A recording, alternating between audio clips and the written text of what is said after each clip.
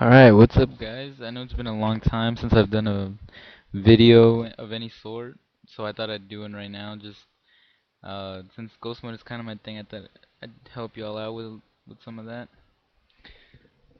Okay, before we even go into the actual ghost mode gameplay, I think the settings have a lot to do with how a lot of people may be doing, maybe playing.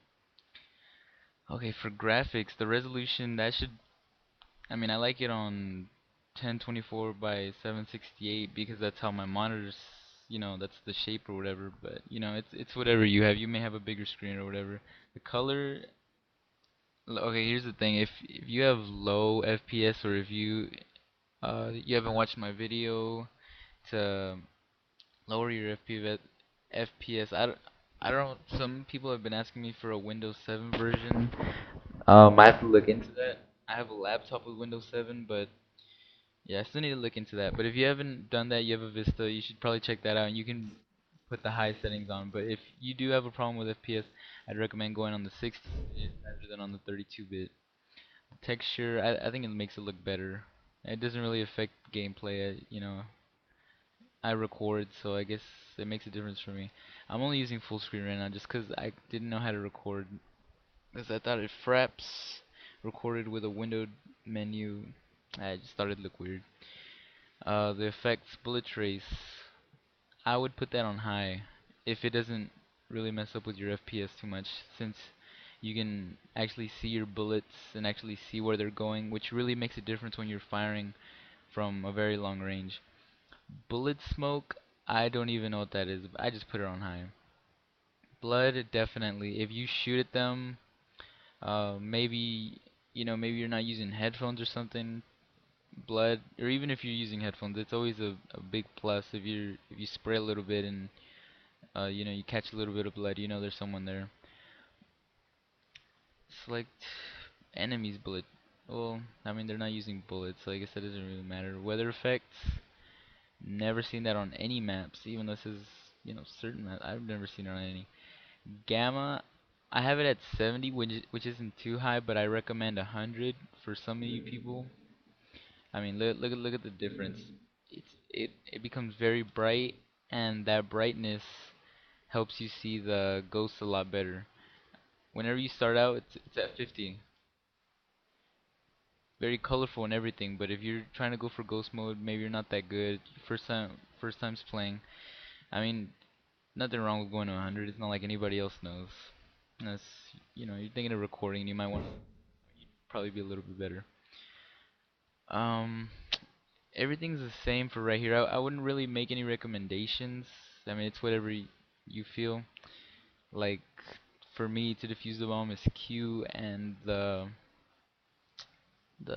previous weapon is E. That I just preferred that. It switched around. The sensitivity is 40. I used to have it at a very high sensitivity before I had it at a very low. I guess it just depends if you're using a sniper or whatever, because for a sniper I have it on 100. And zoom is always, actually I'm not really sure. I haven't sniped in a while. Music, I mean, none of this really matters. After the only thing, I guess, radio messages is off because you know, that'll block out the noise of the ghost if you aren't using phones. That miscellaneous hand position doesn't matter. Invert crosshairs, just whatever you like, I guess. Save replay. It says it increases game performance and frame rate. I really haven't found any difference at all. So you can just, you find that you do that at, your own convenience. Don't really know what to say about that. All right, and we're back to the alpha server main thing, whatever. And well, first things first. Another thing, headphones. That is a big thing with ghost mode. Like before, I used to just play the audio through the monitor, and I guess it was all right. But you will not believe the amount of improvement that I showed with just buying headphones. I mean, and they don't even really have to be that good headphones. I started off with some $20 headphones that I bought, for I don't. I guess it's just computer headphones, and then I use them for this, and it really helped. And right now I have more expensive headphones, but it's really not about how much you spend. Okay, yeah, I'm just contradicting myself. Just get headphones or earphones. They really help you out a lot. I'll go into that in another video. The class setup. This isn't too important, but if you're like me and you have something like 3 bags, I always like to have my sniper in one just in case, maybe feel like sniping. This is just what I was using earlier. I mean, just pick anything automatic. Usually I like to have, just my whole gold class. The AK I use for the reason that it's very strong. It has 8 extra bullets. The Golden Desert Eagle gold, 3 extra bullets. The slot expansions. I wouldn't recommend getting the what is it? The bang something light, well, whatever it is. I wouldn't recommend it. It doesn't really help you. It could end up blinding you or your teammates for a little bit, and and I think it actually affects you more than it does the opponent if it hits them and it hits you. So that's what I have right there. Just the high hitting class.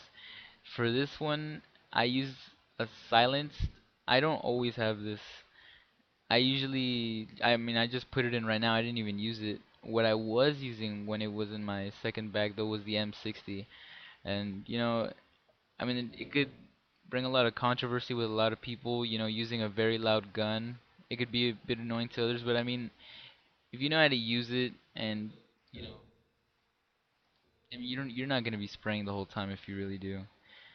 The sniper class, the items. I mean, I don't really think that matters unless you really care about diffusing. I mean, I don't, to be honest. I mean, I don't even have it. I thought I'd scroll down, but I guess not. And the room. That's the final part of this video, the introductory sort. Alright, let's say, refresh this. Let's say you wanted to go into channel 1. That looks like it's the most populated all the time. Okay, so you click it, you join. Alright, didn't work. Alright, you join. It says the channel's full. So what do? You keep on doing that? No. Here's a little trick that I don't know if someone told me or if I just found out. I don't know. But you just repeatedly click the mouse button and the enter key just really quick. Look at how easy that was. I mean, that might have been a little fluke, but you may even be end up doing that for a little bit, but you'll get in. Trust me, because I mean, you're doing it a lot faster than anybody else who doesn't know, or unless you're going against people that watch my videos and know how to do that. And the same goes for, no, well, it doesn't go for rooms. Just for the getting into servers and channels. About that whole echo thing, Echo 8, I think. I mean, they say that they're so hard, but I mean, there's 3 rooms. One of them you can't join after. Only has 2 people in it.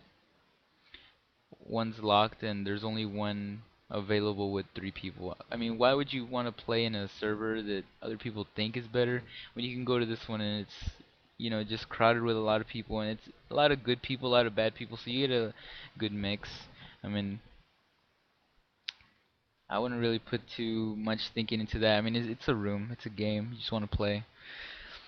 Alright guys, well I think that's it just for the first video. I'll probably make more specified kind of tips for the maps, my favorite being laboratory of course. So that's probably the first one I'll make. Um, so yeah, just keep on the lookout for that, and thanks for watching.